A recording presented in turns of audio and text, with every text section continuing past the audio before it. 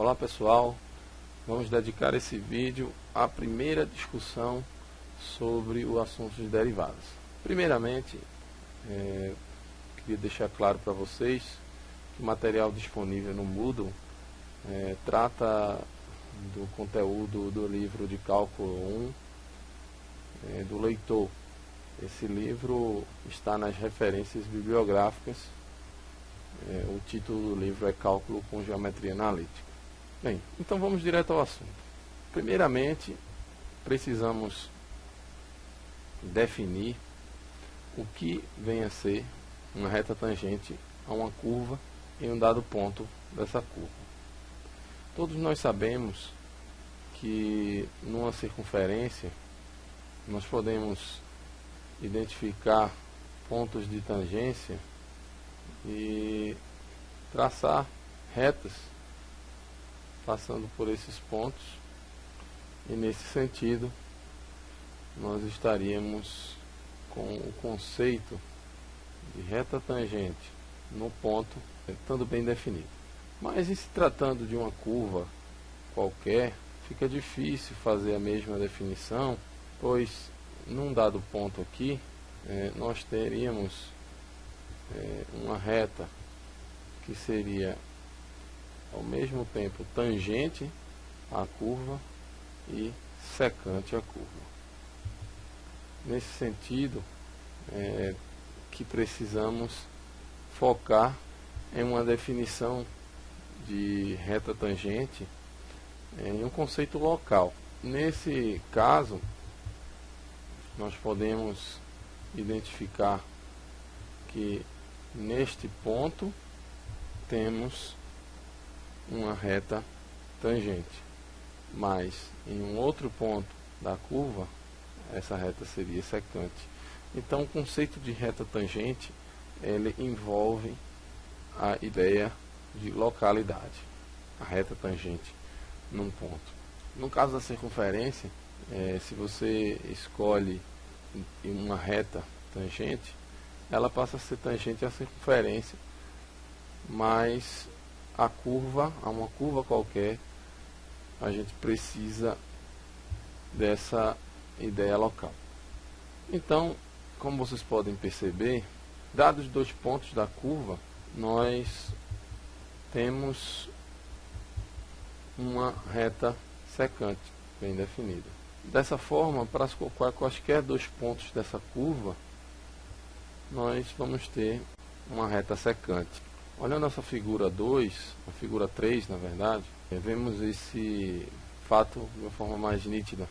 Eu tenho esse ponto, que é o ponto P, e o segundo ponto, que é o ponto Q, são pontos da curva, e por esses pontos passa uma única reta, que é caracterizada como reta secante. À medida que esse ponto Q se aproxima cada vez mais do ponto inicial P, nós vamos construindo a ideia do que vem a ser uma reta tangente. Uma reta tangente. Só para ilustrar, eu vou colocar aqui em vermelho. Iniciemos por os pontos P e Q. Então eu tenho uma reta. E aí eu troco o ponto Q por um ponto mais próximo de P. Teríamos então uma outra reta secante. E aí vou trocar por um outro ponto que ainda mais próximo de P, e aí teríamos uma nova reta secante, de tal maneira que à medida que esse ponto Q fica cada vez mais próximo do P, nós estaremos com um limite que seria a reta tangente. O nosso trabalho aqui é conseguir identificar a reta tangente como um limite de retas secantes, e a gente vai tratar essa situação por meio da inclinação da reta secante. Mas o que vem a ser a inclinação da reta secante?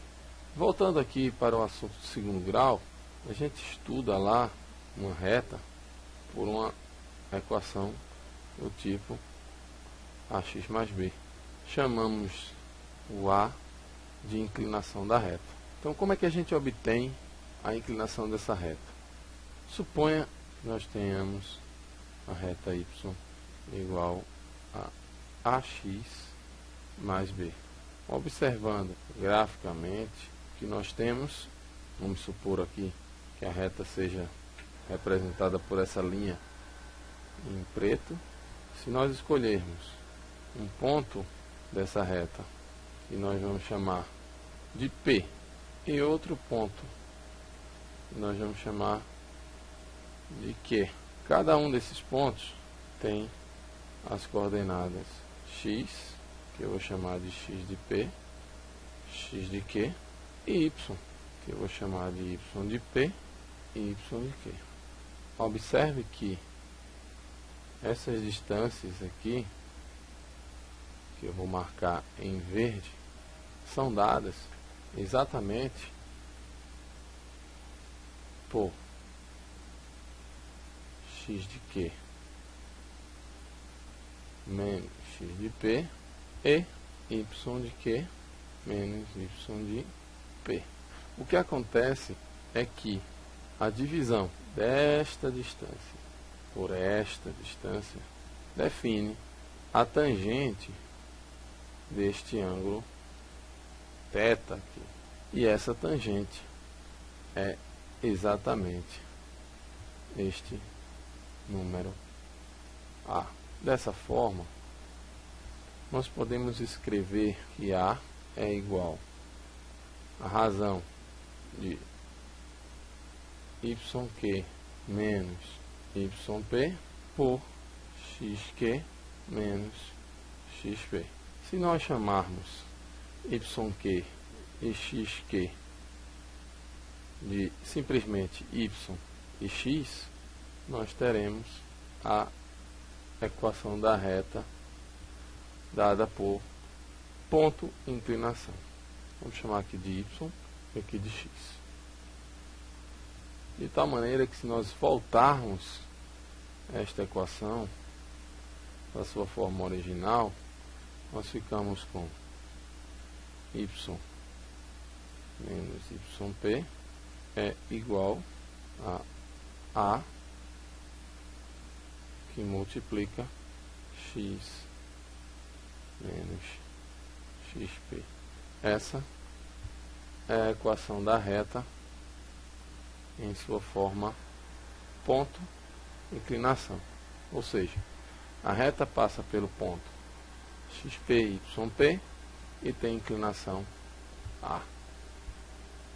Qualquer um outro ponto genérico yx desta reta obedece a esta equação. Percebam que no numerador nós temos uma discrepância, tá certo? Mas essa discrepância é na imagem, ou seja, no y, e no denominador nós temos uma discrepância em x. Só entendendo agora a notação do livro, o ponto P é o ponto cujas coordenadas são x1 e f de x1 e f de x1, e o ponto Q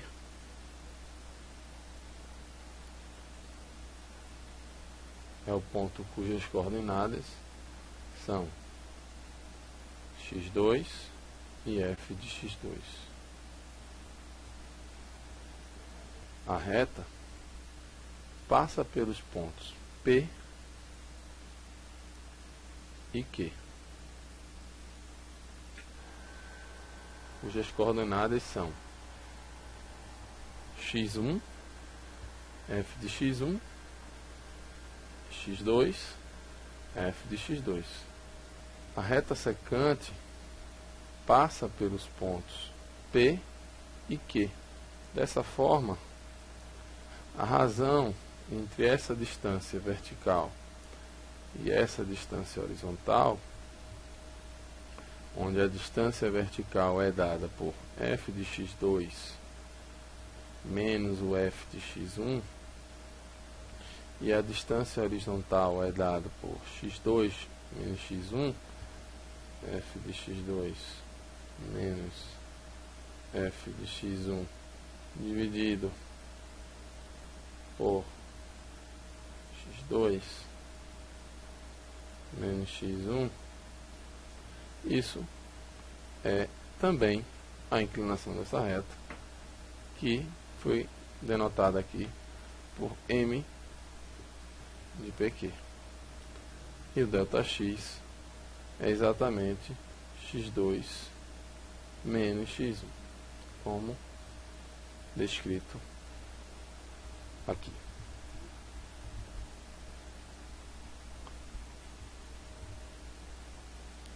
Um fato a ser observado é que à medida em que este ΔX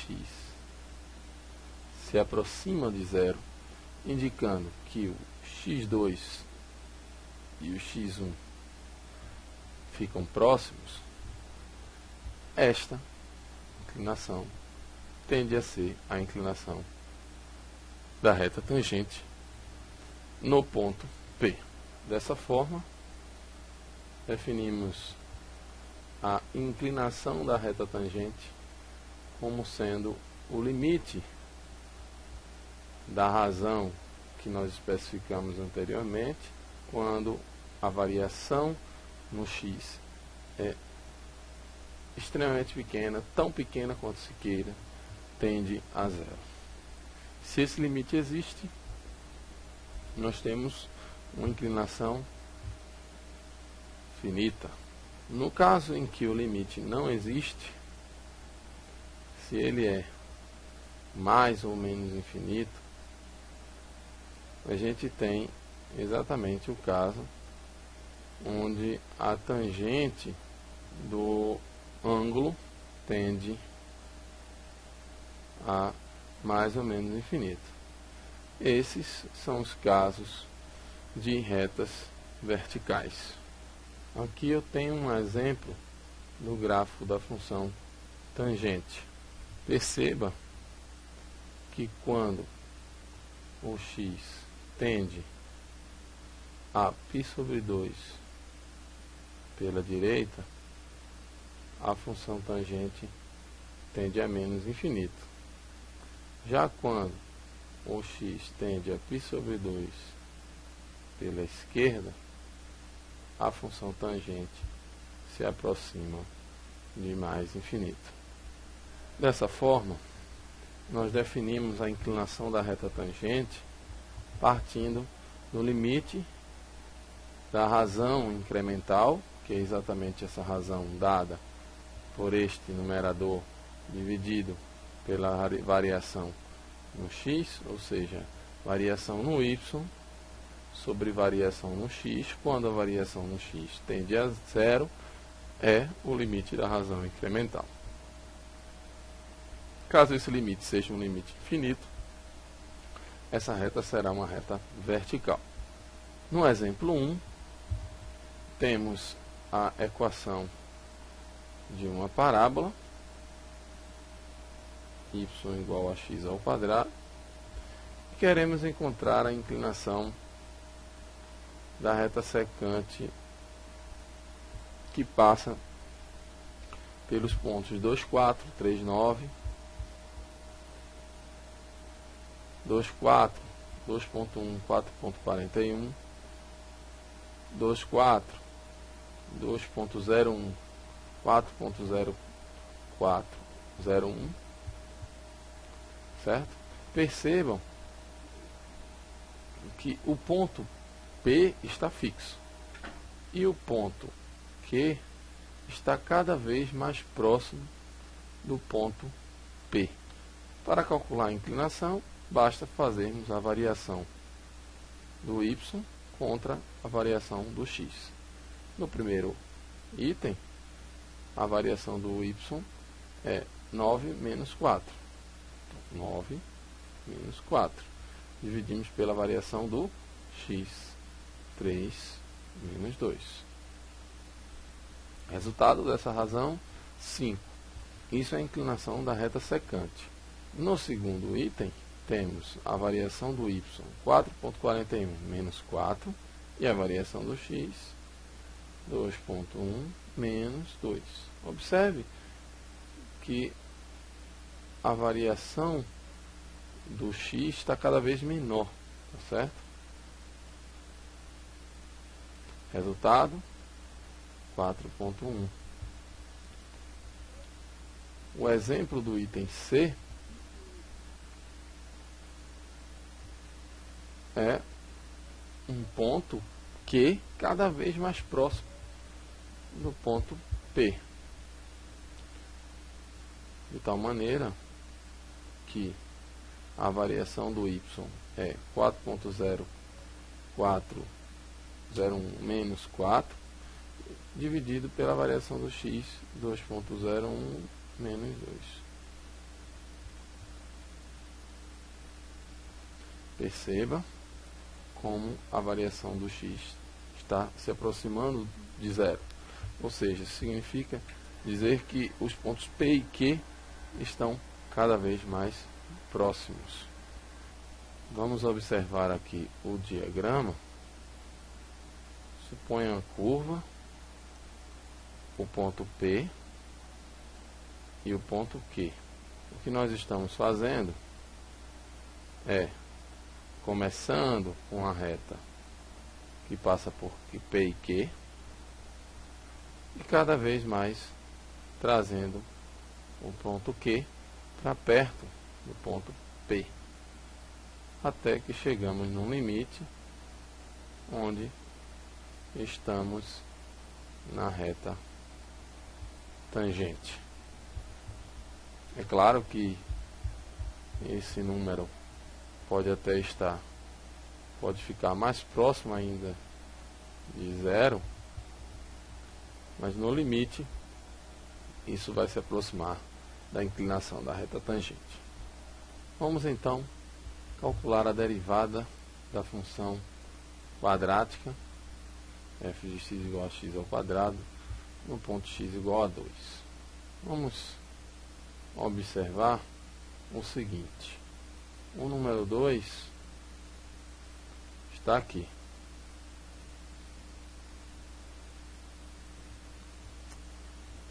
Caminhando ΔX,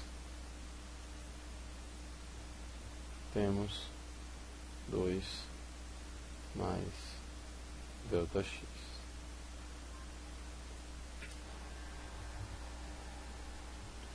Nós vamos calcular a imagem da função no 2. Isso será o f de 2. E este é o ponto P.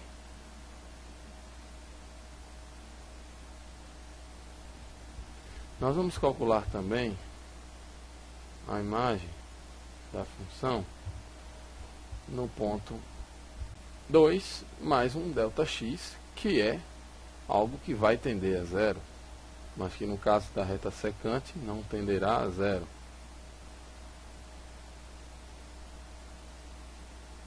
A imagem desse cara aqui será exatamente f de 2 mais ΔX. Diferença dos y, f de 2 mais ΔX menos f de 2.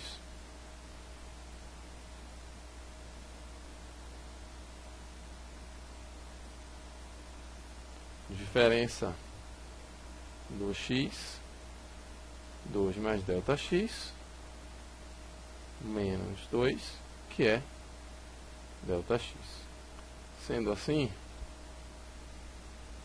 nós temos a formação do triângulo.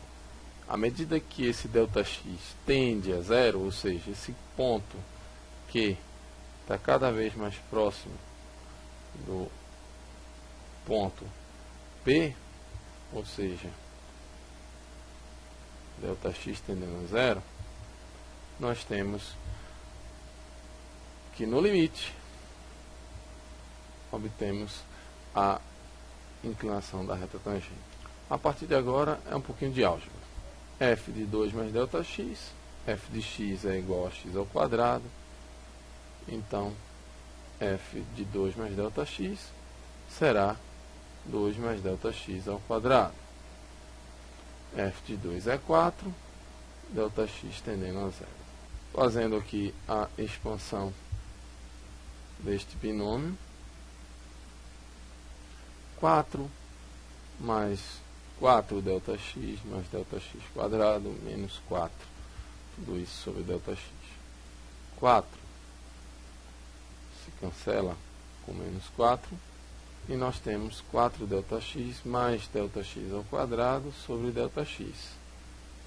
Como ΔX ele tende a zero, mas não é zero, nós podemos simplificar tudo por ΔX. Isso vai ser o limite quando ΔX tende a zero de quem? ΔX 4 mais ΔX, tudo isso sobre ΔX.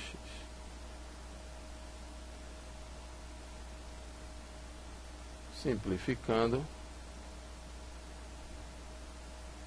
pois ΔX não é zero, embora tenda a zero, mas não é zero. Então nós podemos fazer essa simplificação sem problema algum. Teremos o limite de 4 mais ΔX, quando ΔX tende a zero, simplesmente substituindo, isso dá 4.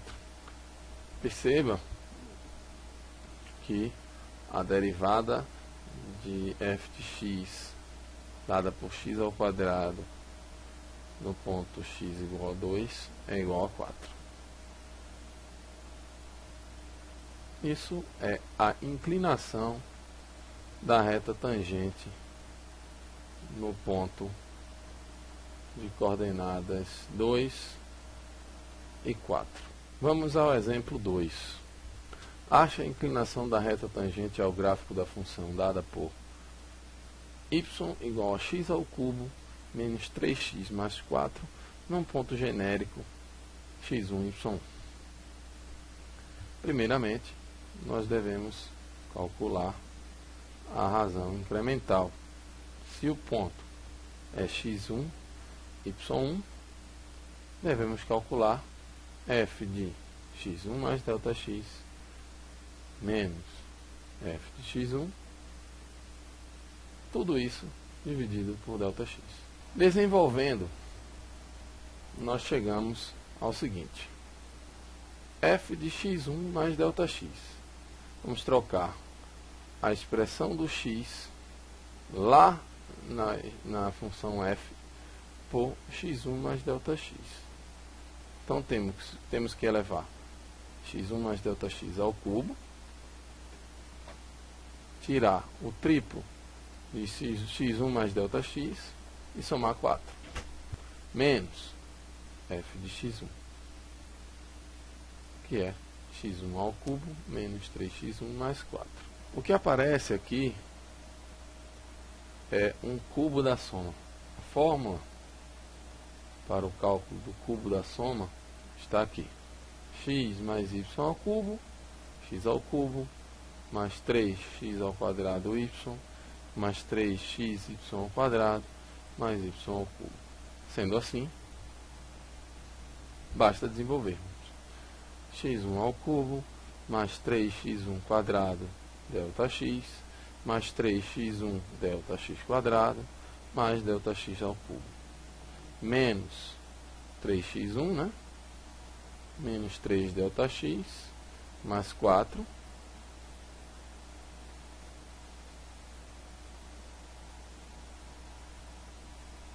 menos x1 ao cubo, mais 3x1, menos 4. podemos simplificar algumas coisas. X ao cubo, x1 ao cubo,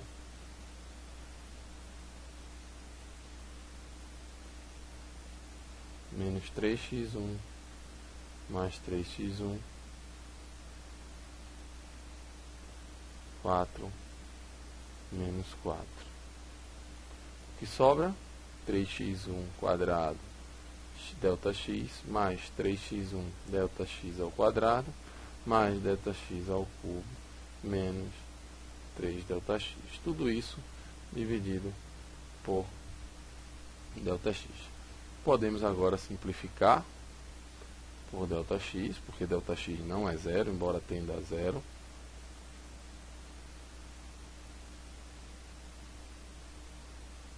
O que fica 3x1 quadrado mais 3x1 delta x mais delta x ao quadrado menos 3.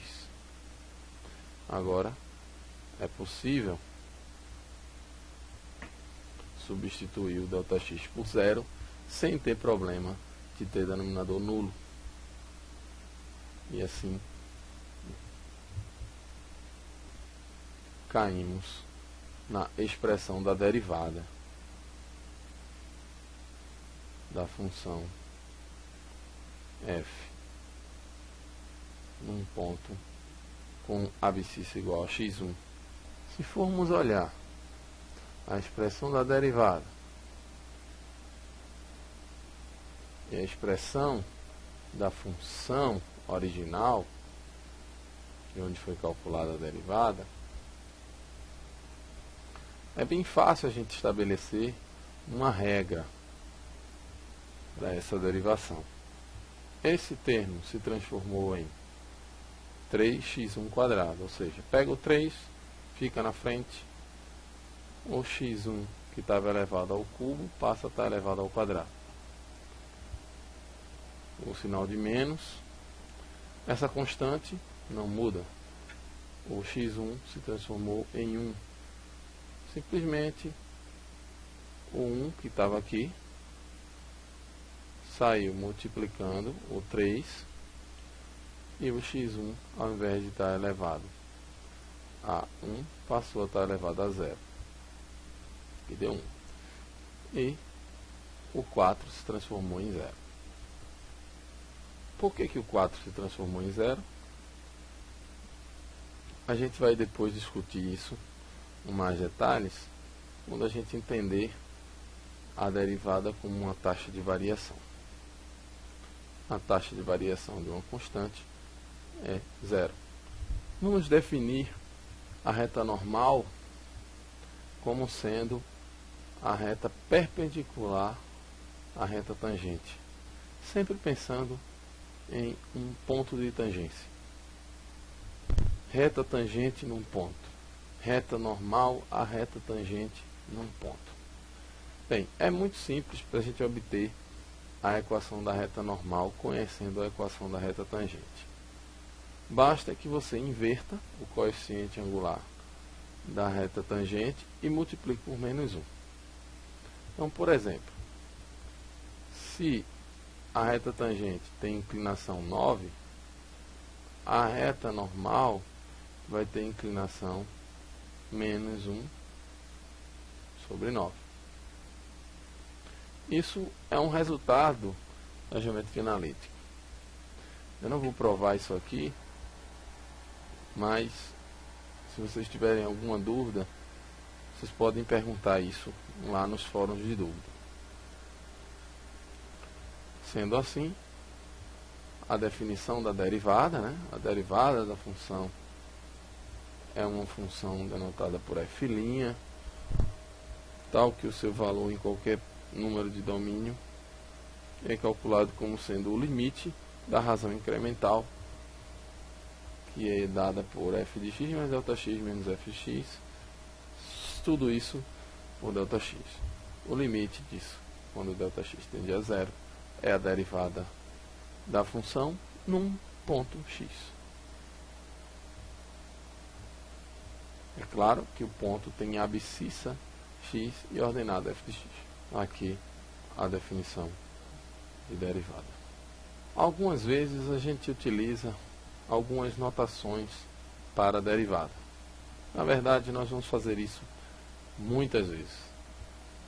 Eu posso denotar a derivada por f' dy dx, significa a derivada de y com relação a x, que vai ser o limite da razão incremental, ou seja, do ΔY sobre o ΔX, quando o ΔX tende a zero. Isso é notação. Bem, pessoal, neste vídeo eu procurei explicar o material disponibilizado na primeira parte aí sobre o assunto de derivadas. Na seção 3.1 tem uma série de exercícios que vocês podem ir treinando, e as dúvidas vocês podem ir postando no fórum, que nós estamos tentando responder e atender essa demanda o mais rápido possível. Agradeço a atenção de todos vocês e até a próxima.